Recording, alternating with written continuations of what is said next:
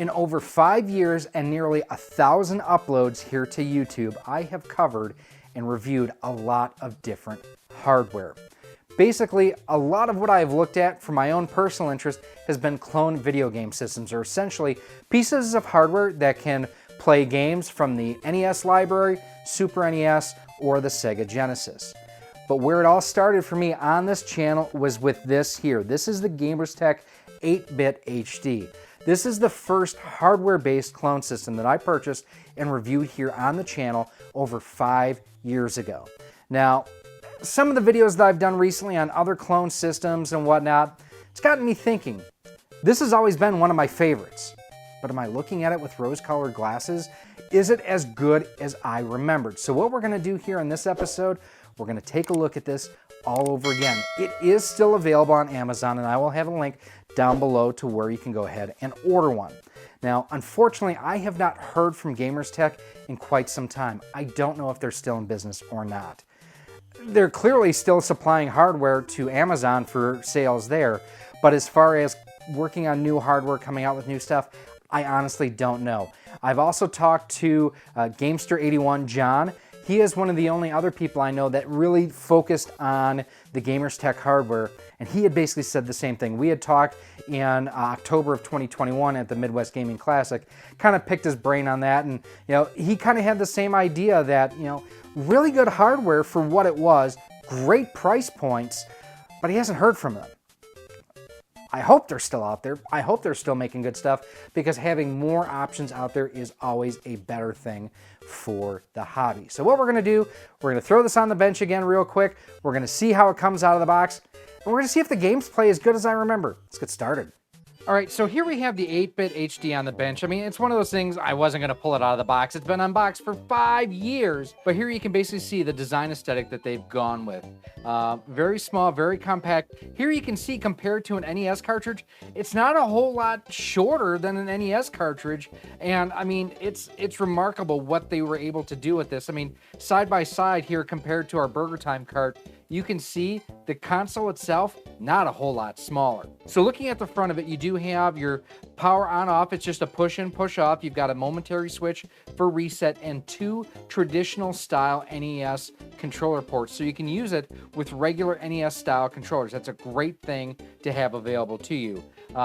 Also, taking a look real quick just on the top of it, I love this aesthetic here. It looks like the top of an actual NES. That is a great thing that they incorporated into this.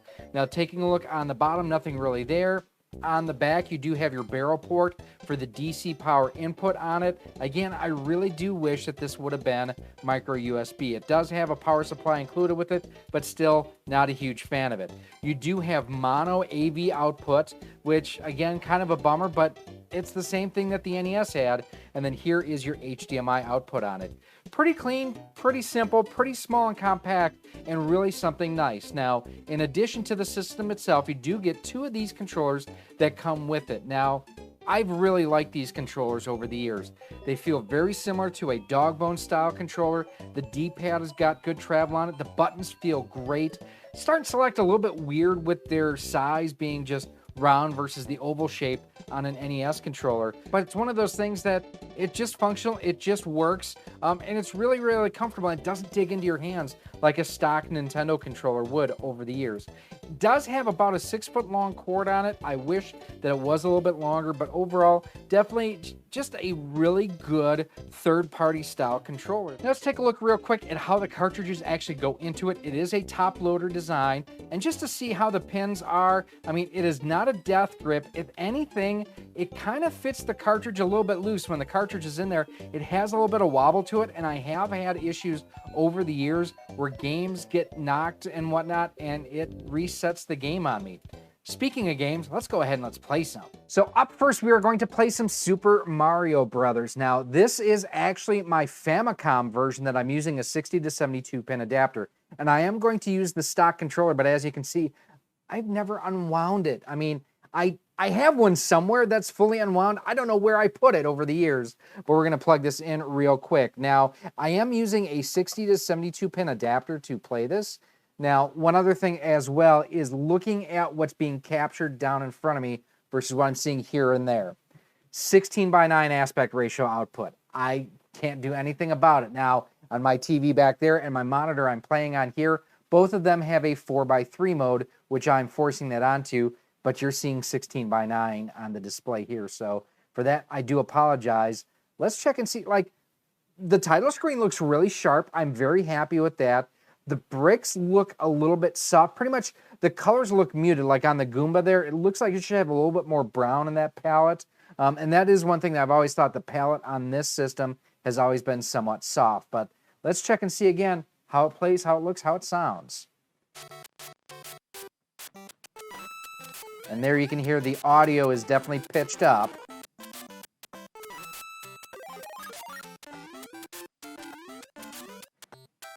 And that is that reverse duty cycle issue where the coins sound off. Even there when the fire flower came out of the brick there, or the question block, it didn't quite sound right. Take a listen here again to the blocks too.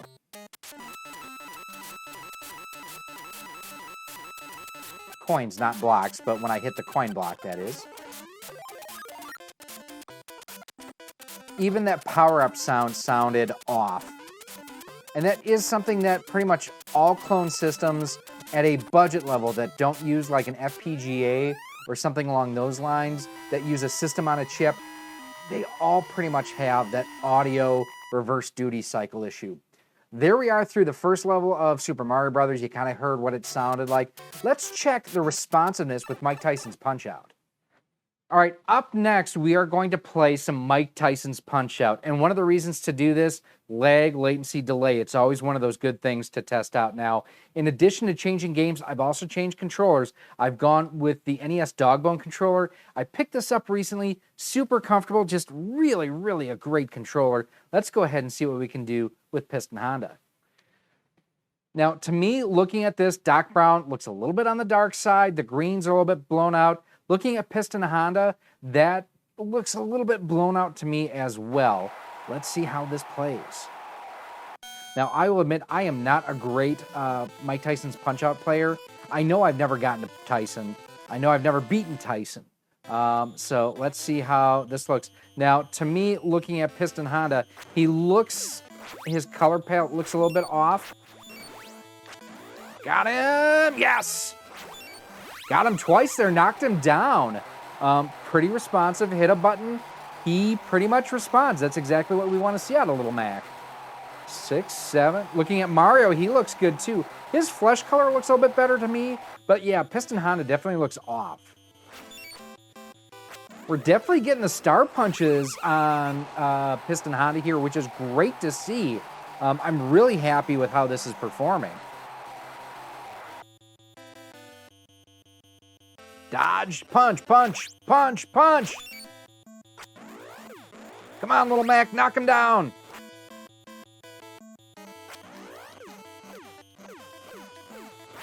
Got him. All right, awesome. That played terrifically. And the nice thing about that too, Glass Joe anyone can beat, Von Kaiser anyone can beat, the first Piston Honda pretty much anyone can beat. But this went ahead, showed the responsiveness, showed the play better than the first couple of levels would. I still think the video or the visuals and the color palette and the audio still off a bit. It's pretty rare when I don't test this title when we're checking out an NES clone console. Pretty rare. Come on. Come on. So Battletoads notorious for not working properly on level 2 on clone system. The US version. The PAL versions, actually they fixed the issue in that where it works just fine with clone systems. But what we're going to do, how far can we get in level 2? Can we get through level 2? Let's find out. Now, there's no consistency as far as when clone systems lock up on Battletoads. Some of them do it like they would have already done it. And sometimes the same system will have already locked up. And other ones, other times you play through, you can almost get through the whole level. There's really no rhyme or reason as to how and why it tends to lock up. So you can never really expect it to happen one way or the other. And there have been times when I have died with these stupid things before it even has a chance to lock up. All right, got past that one. and there's the lockup. Well, I was pretty sure that this was going to happen. It's an ongoing issue with Battletoads on clone systems. No surprise. Now we're switching over to a PAL gamer, something that was available in Europe. It generally runs at 50 versus 60 hertz. That's why the music that you're hearing right now sounds accelerated. It's playing faster than it was intended to. We are sticking with our NES Dogbone controller here. Now, you can see from Drucke Start, this is my German copy of Darkwing Duck, and absolutely love this game. Now, normally I show you Quackerjack's level. This is the Liquidators. The whole game is just so dang good. Except for when that happens. That's one of those two where you gotta just be so quick on the shots. Oh, got him, yes. All right, we got that weapon upgrade here. Oh, these are, yes, got some health there. Oh, I needed that, and I did not need that. Okay, but here you can see PAL games play just fine on it, just fast. All right, our final test. What about homebrews? OJ Pro-Am. This we got from our good friend John Riggs. I believe it was at the Midwest Gaming Classic in 2020 where we got this from John. And this, of course, is a ROM hack of RC Pro-Am, where you've got the slow white Bronco, or in this case, it's the fast white Bronco. So what do I think of this system now, 5 years later? You know what? I still like the price a lot. I mean, I paid under 25 bucks for it. That's something to keep in mind. More so than ever, I do not like the fact that it does not utilize at least USB-C for power, and then it does have that own barrel type connection for power. That's a bummer. The stock controllers, I actually really like even to this day. I still think they're pretty good. And the compatibility with original controllers and accessories, pretty good. I think the graphics are sharp as far as, like, they're drawn sharply. They've got good pixel outlines and everything on it. The audio is still off, no matter what you do, on a clone system. None of the budget clones do the audio correct. And when I say budget, again, I'm talking under 200 bucks. Like, I know the Retro USB AVS is actually getting a price increase, and you know, that's 200 bucks as it was out of the gate. Nice. And so you're paying multiple times what this costs, but it also has, you know, better picture, better audio, better quality for 200 bucks versus $23.95 or whatever I paid for it. So let's go ahead. Let's wrap it up. It's time for final thoughts. All right, I admit it. I romanticized this a little bit more and have given it probably more credit than it deserves. But it's kind of like that old beater car that you had when you were a teenager. Had a bunch of rust spots, kind of pulled to the left, radio didn't always work right. But man, it was your first car, and you just loved it. And for me, that's kind of where this is. I didn't even realize before I even came to the idea that, hey, I'm going to take a look at this again. I forgot that this did not do 4x3. To me, that would drive me nuts now. Back then, I was playing in 16:9. I know, I was a heathen. It's just how you enjoy playing. And also my TV does 4x3 out of the box, so that's one way that I could get past this. I had forgotten, and until I saw it, at least, that this didn't use micro USB for power. When I saw that again, I'm like, God bless it, that's right.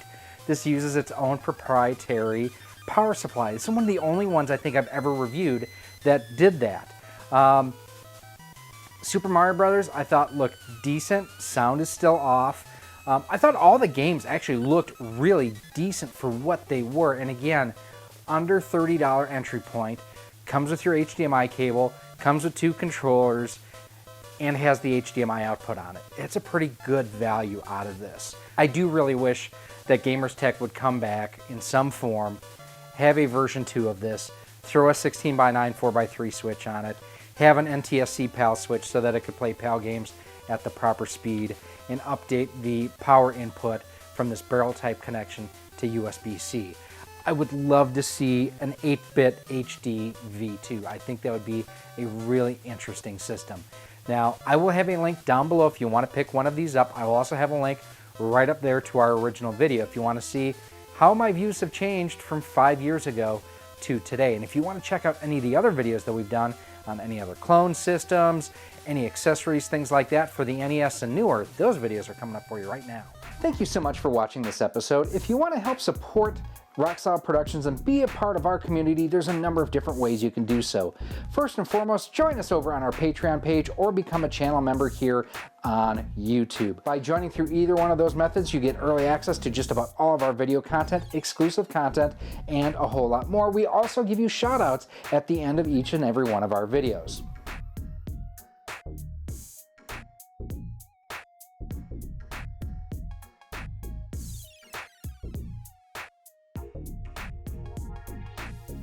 You can also pick up some awesome Rock Solid Productions swag. We've got t-shirts, sweatshirts, hoodies, and more available through our Teespring store on screen right now too. You can also pick up some of our awesome 3D printed cartridge stands, Amiibo holders, Nintendo DS holders, and more by visiting our 3D printer store on screen right now as well. Links for everything will be down below in a pinned comment. If you want to stay up to date with everything we have going on here at Rock Solid Productions, make sure that you're following us on the different social media networks. We're on Facebook at facebook.com/RockSolidProductions, Instagram at instagram.com/RockSolidProductionsGK, and Twitter at RockSolidStudios. If you're looking to pick this and other retro and modern gaming accessories up, make sure that you head on over to CastlemaniaGames.com. He has a feature over there called Castle Cash, where the more you spend, the more you earn towards future purchases, and Castle Cash is just like cash. He also offers convenient payment plans for more expensive items over $50. Finally, make sure that you use promo code ROCKSOLID10 when you're shopping at CastlemaniaGames.com, as it can save you up to 10% on most items on the website. Again, thank you for watching this episode, and I cannot wait to see you again soon.